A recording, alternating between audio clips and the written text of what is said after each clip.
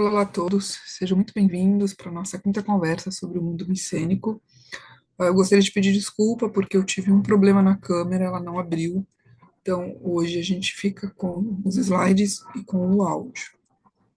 Quando a gente está falando aqui dessa segunda parte, desse desenvolvimento histórico, por assim dizer, eu vou fazer um recorte de um período entre 1600 e 1400 a.C., que em termos cerâmicos corresponde ao Eládico Recente 1 e 2, e eu nomeio, assim, né, para dar um título para esse período, eu falo tornando-se micênicos. Né?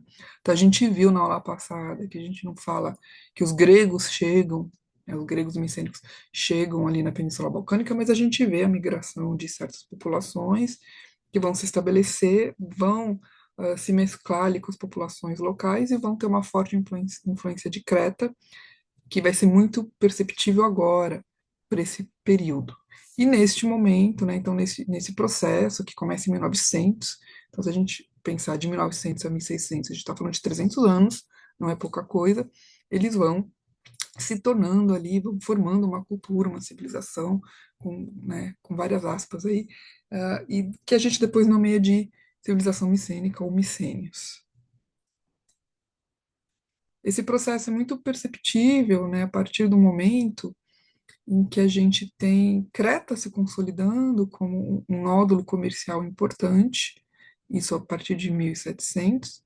Então a gente vê ali o que as estrelinhas vermelhas em Creta são os centros administrativos de Creta, né, os palácios, que está fazendo, que está em contato comercial com o Oriente, com o Egito, e se torna um núcleo importante ali do Egeu, a partir do qual rotas comerciais vão ser estabelecidas, né, com as ilhas do Egeu, chegando até o sul da Península Balcânica ali no Peloponeso. Então, Creta vai exercer uma forte influência comercial e cultural nessas regiões, e a gente acredita que é isso que estimula o aparecimento dos centros no continente.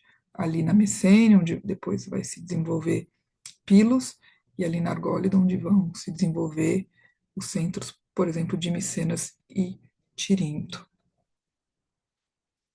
A gente observa transformações importantes na arquitetura que tem a ver não só com essa influência de Creta, mas com o estabelecimento mesmo de áreas habitacionais, a consolidação dessas populações. Né? Então, nas áreas habitacionais, a gente vê uma organização mais complexa, vários núcleos habitacionais, edifícios com mais de um cômodo. A gente viu para o período anterior que geralmente os edifícios são absidais e têm um cômodo, né? Agora são edifícios mais complexos, parecem os primeiros centros administrativos, né? E há a organização do espaço também, né? Que a gente começa a perceber arqueologicamente, aqui tudo são dados arqueológicos, a constituição de necrópolis, né, que são cemitérios próximas da área habitacional, mais fora. Né? Antes a gente tinha o enterramento nas áreas habitacionais, às vezes embaixo do próprio edifício, da própria casa. Agora a gente começa a perceber o surgimento de cemitérios, né? Isso é bastante interessante. Então, para trazer um exemplo, eu estou trazendo aqui Malte, que fica na Messênia. A gente vê, o muro é posterior, mas a gente vê, né, essa organização de uma área habitacional mais complexa, com mais edifícios, edifícios com mais de um cômodo, e geralmente no centro um edifício maior, que em alguns casos, dependendo do sítio, vai se tornar um centro administrativo, um edifício administrativo. Mas o que a gente, né, o fato, o elemento que mais se destaca para esse período, que a gente vê mais inovações, são novos tipos de sepultura, que tem a ver com o aparecimento desses cemitérios, dessas necrópolis, né? Então a gente vê o desenvolvimento de tipos de sepulturas mais antigos, que são anteriores a esse período, e o surgimento de dois tipos de sepulturas que são caracterizados para este período e que é a marca registrada dos sepultamentos micênicos. Né?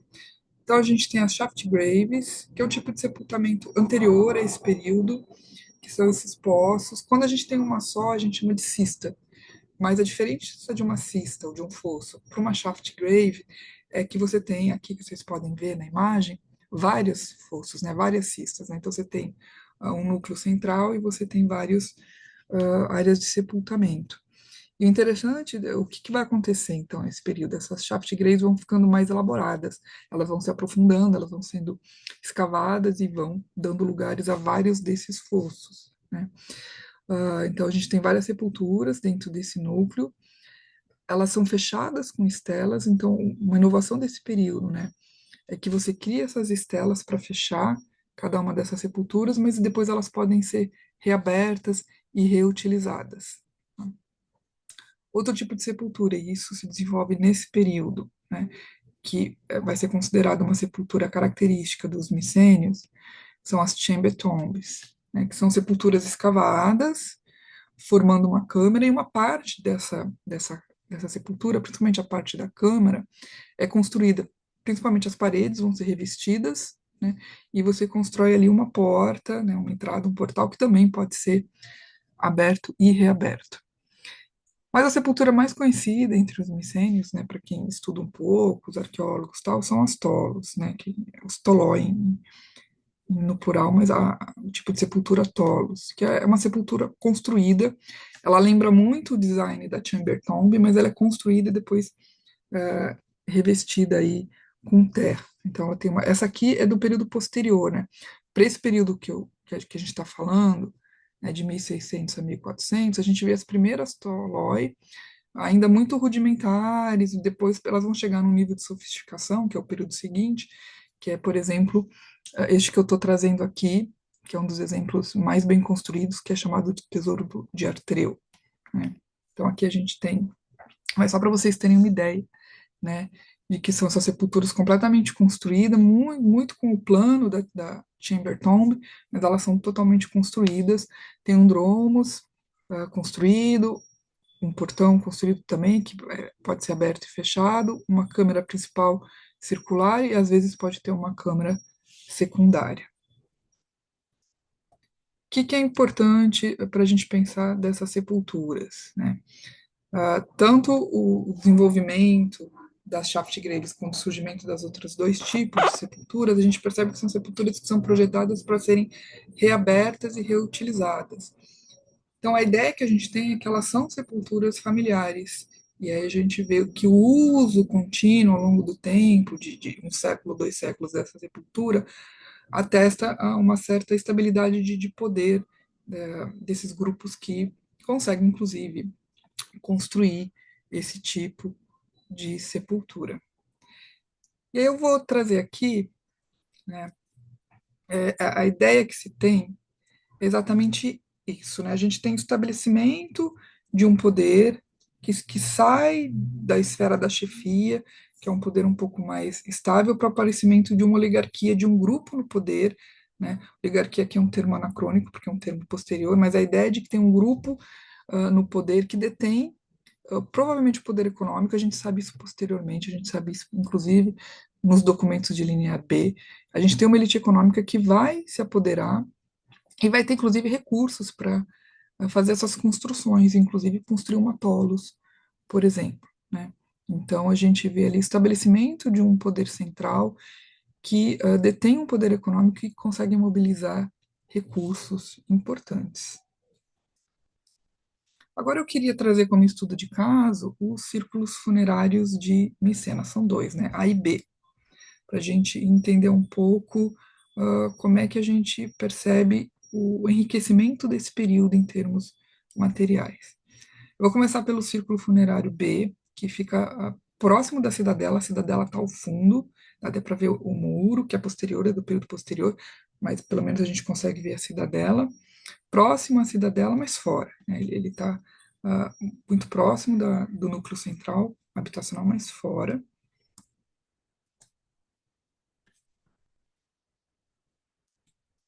A gente vê aqui um plano desse círculo funerário, então é um círculo com várias shaft graves.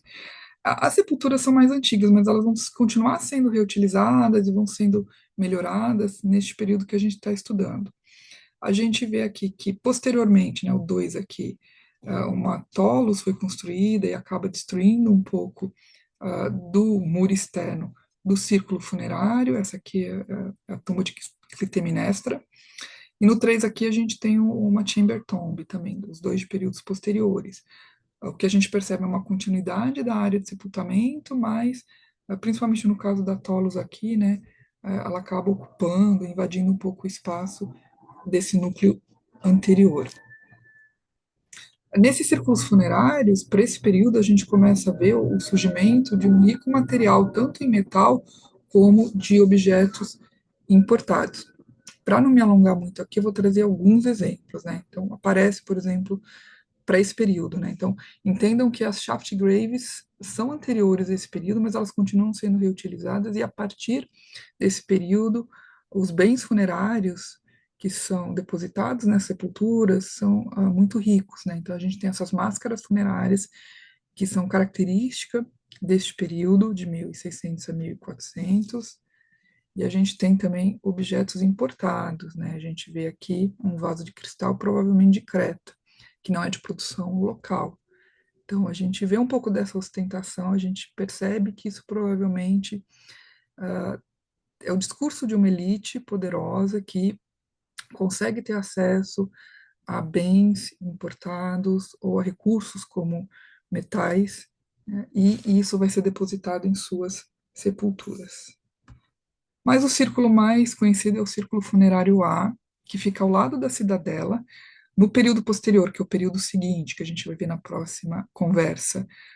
Quando você faz o muro que circunda, que defende a cidadela, eles incluem esse círculo funerário que também, as shaft graves são de períodos anteriores, e as últimas sepulturas aqui do círculo funerário A é desse período anterior ao muro. Então, aqui, se vocês olharem à direita, dá para ver, inclusive, a Porta dos Leões, a vista de dentro, a gente costuma ver pelo de fora, né? Então, só queria ressaltar que o muro, a muralha é posterior, mas tem todo esse esforço de incluir o círculo funerário nessa muralha. Então, também tem um discurso de apropriação aqui dessas sepulturas, porque para esse período em que a muralha é construída, eles já estão sepultando em Tolói. A Tolos é a sepultura do período da muralha. Então, é um círculo funerário muito parecido com o B, né? Então, a gente tem várias shaft graves que são muradas, são protegidas por uma muralha, que também reforça aquela ideia de necrópolis, né? Separadas ali da área habitacional. Novamente, essas shaft graves são de período anterior, mas agora elas vão ser reutilizadas por essa elite que chegou ao poder. As estelas do círculo funerário A são muito bem trabalhadas, né? Essas pedras que são usadas para lacrar sepulturas, mas que podem ser removidas para que sejam reutilizadas, né? Então, um trabalho bastante sofisticado aqui de escultura, de esculpir essas lápides. O círculo funerário A, em termos de riqueza material, é muito mais rico do que o B, então tem muito mais objetos importados e de ouro e de prata, de metais preciosos, né? Então, os corpos são sepultados e essas placas de ouro são colocados nesses corpos. E mais uma vez eu quero enfatizar que é para esse período, porque essas sepulturas são anteriores, mas não existia essa prática de depositar esses materiais, essa riqueza nos sepultamentos anteriores a esse período.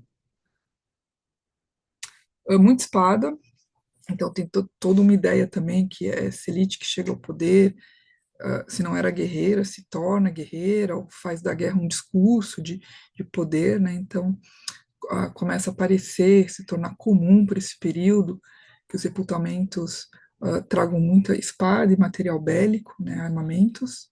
Vocês veem aqui espadas de bronze, com incrustações de ouro. No círculo funerário A também que a gente acha esse tipo de adaga, que tem esse trabalho que é chamado de nigelo, que eu vou comentar numa outra conversa que a gente vai falar um pouco das técnicas, tá? Mas a gente também tem esse trabalho bastante sofisticado de incrustação aqui de ouro e prata. Anéis de ouro, eu trouxe um aqui, a imagem não fica muito boa porque o anel é pequeno, né? Então você tenta aumentar e vai distorcendo, mas são anéis de ouro, tem mais de um no círculo funerário A, com essa glíptica, né, esse trabalho incrível num anel, imagina que é do tamanho de um dedo, né, então, em cenas de guerra e caça também, muito comum, que é um pouco da iconografia desse período, que começa a se manifestar nesse período, né, e as máscaras funerárias, saíram três do Círculo Funerário A. Essa é a mais famosa, foi chamada pelo Schliemann, que escavou da máscara de Agamenon. Né, ele manda uma carta dizendo que ele contemplou a face de Agamenon. Há uma polêmica com relação a essa máscara em específico, que eu não vou entrar aqui, pode ser, se interessar para vocês, deixem nos comentários, eu posso fazer um vídeo só para discutir a polêmica que tem a respeito dessa máscara, mas ela acaba sendo símbolo do período, muitas vezes que você vai pesquisar sobre o período micênico, essa é uma das primeiras imagens que aparece, e de qualquer forma ela é associada ao círculo funerário A, e a gente tem mais outras duas que esteticamente são muito diferentes dessa, por isso a polêmica, inclusive, né? Mas isso acaba sendo o símbolo. Vários livros têm essa imagem na capa e assim por diante. Então eu vou encerrar aqui uh, essa introdução, né, que a gente está fazendo aqui, é uma introdução a esse período. Eu acho que o que eu quero deixar evidente aqui é a diferença do período anterior, em que a gente não vê uma riqueza tão grande, a gente não vê uma ênfase no sepultamento tão grande, tanto na construção de sepulturas, quanto nos bens que são depositados nesses sepultamentos. Essas aqui são as indicações, né, das obras que eu usei, as principais, eu sempre uso mais, né, para pensar essa aula, para trazer as informações para essa aula, para quem se interessa em se aprofundar, quiser ler um pouco mais. E eu vou ficando por aqui por hoje, né, agradecendo muito a audiência de vocês. E lembrando que daqui 15 dias a gente vai falar sobre o período posterior, que é o auge do mundo micênico, né? Quando eles vão dominar as rotas comerciais, inclusive vão ocupar a ilha de Creta. Então a gente vai ver isso na próxima semana. Muito obrigada, boa semana.